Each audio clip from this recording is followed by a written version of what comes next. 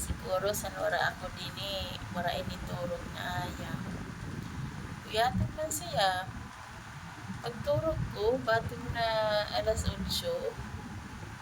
Nagmataman siya alas 12, kaya nagkaon kami. Tapos nagturog ulit kami.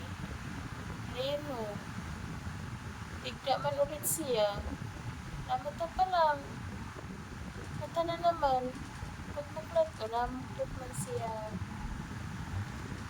Pag-aral man siguro, bani wala yung tulog. Sa wala ako dito.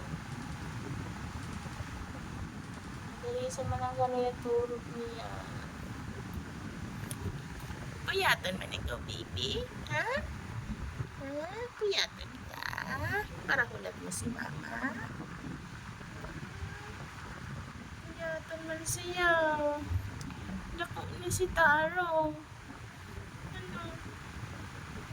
Ma-eat na tayo? Ha?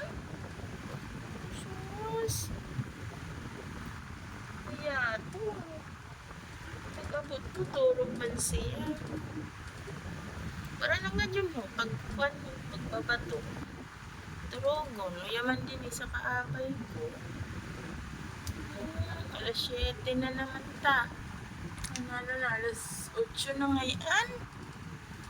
Ay, sus. Aray ko, naroon ka na naman ako ni baby.